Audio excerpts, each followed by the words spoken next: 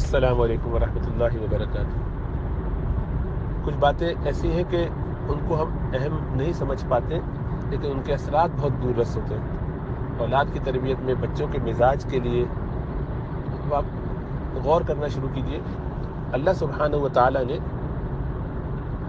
ماں کے پیٹ میں بچے کو 9 مہینے جو پالا ہے، کس قدر حفاظت سے رکھا ہے، اس پر کتنی جھلیاں، کتنی لیئرز ہیں، کس قدر اس کو بچایا ہوا ہے کہ شیطان اس کو وسوسہ نہیں ڈال سکتا۔ شیطان بچے کو کوئی وسوسہ نہیں ڈال سکتا، اس پہ اثر انداز نہیں ہو سکتا۔ ماں کو کر سکتا ہے، بچے کو نہیں۔ اب ماں اپنے گناہوں کی وجہ سے بچے کو افیکٹ کرے روحانی طور پر پیٹ میں ہوتے ہوئے، تب تو وہ الگ بات ہے، لیکن بچہ ڈائریکٹ شیطان کے اثر میں نہیں آتا۔ اللہ نے اتنا پروٹیکٹڈ رکھا ہے کہ ابھی اس کے پورے اعضاء بند رہے ہیں، تو اس دوران میں شیطان کوئی اپنی طرف سے حماقت نہ کرے، گڑبڑ نہ کرے۔ اسی لیے حدیث میں آتا ہے کہ شیطان تو اپنا نطفہ شامل کرتا ہے اگر اس وقت وہ دعا نہ پڑھی جائے جو میاں بیوی کے تعلق کے درمیان پڑھنی چاہیے۔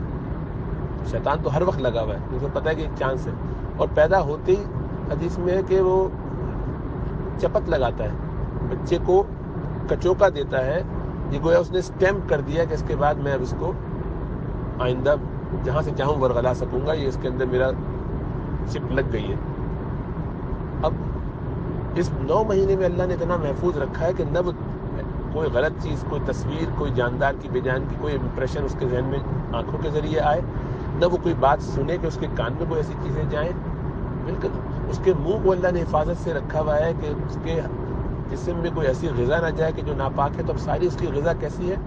خون کے ذریعے ماں کے پہنچنی ہے، تو وہ ڈائریکٹ پیٹ میں پہنچے گی ناف کے ذریعے، یعنی خون کے پیٹ میں بھی نہیں، خون میں ڈائریکٹ۔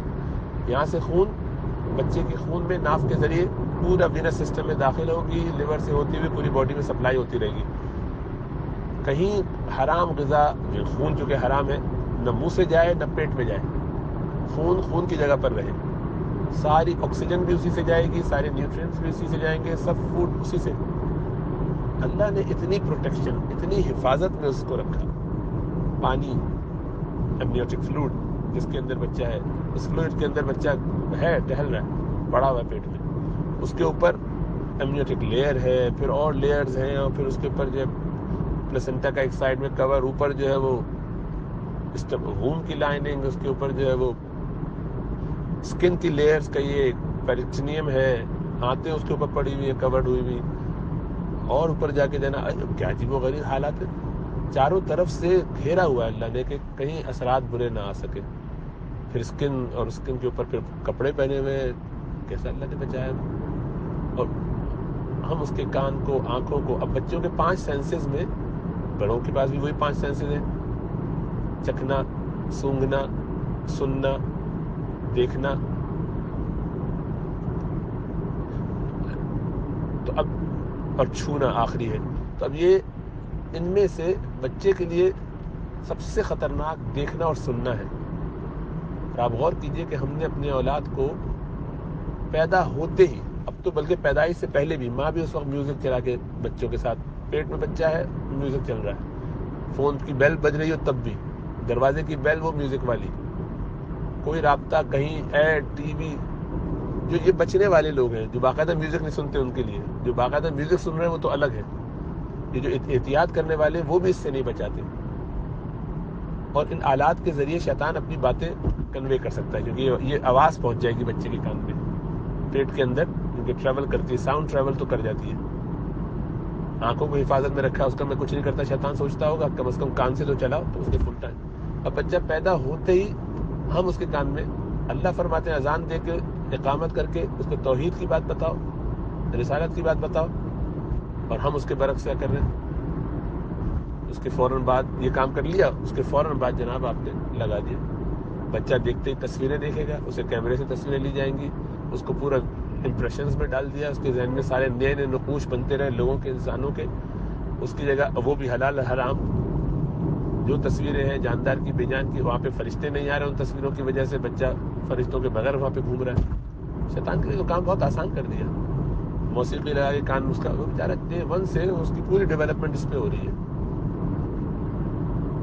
ظاہر بات ہے بچے کو تین ہی چیزیں، 5 سینسز میں سے 3 سینسز ہیں جو وہ استعمال کرتا ہے. اس کو چھونے سے کوئی انٹرسٹ نہیں ہے، اس کو سے کوئی فرق نہیں پڑتا. چھو کر آپ اس بچے کو کوئی بیوقوف نہیں بنا سکتے، یعنی اس کے لیے کوئی اپیل نہیں ہے اس میں. یہ تو بلوغت کے بعد کے مسائل ہیں.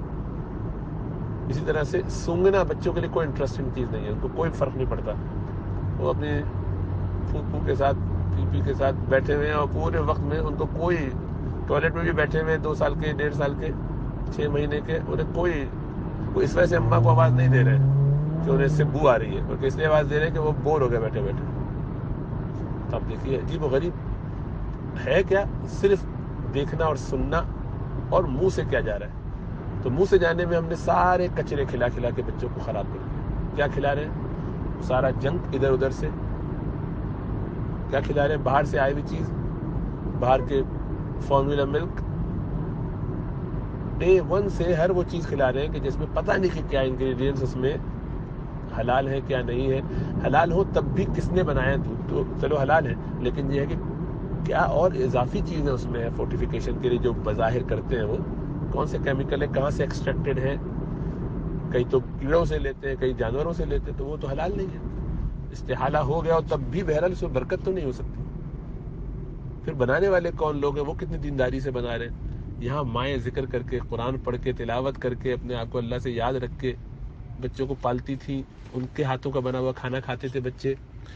یا شروع کے زمانے میں بچوں کو جو ہے وہ ماں کا دودھ، وہ کم از کم نماز نہیں پڑھتی تو ذکر تو کرتی ہے. نماز پڑھنے سے اگر معذرت ہو اس کی نفاس کے دوران، تو اب ذکر کر رہی ہے، تسبیحات کر رہی ہے، چلتے پھرتے اللہ کو یاد کر رہی ہے، دعائیں آنے جانے کی، باتھ روم آنے کی، سونے کی، جاگنے کی پڑھ رہی ہے، کھانے پینے کی، زبان سے اللہ کا تذکرہ ہو رہا ہے. تو اس کی برکتیں ایسی ہوتی تھیں کہ وہ تنہا ماں پالتی تھی تب بھی، کیونکہ باپ یا تو تجارت میں لگا ہوتا تھا تو اس کو 6 مہینے کا 3 مہینے کا وقت لگ جاتا تھا. ایک سفر میں گئے، مہینوں بعد آئیں گے.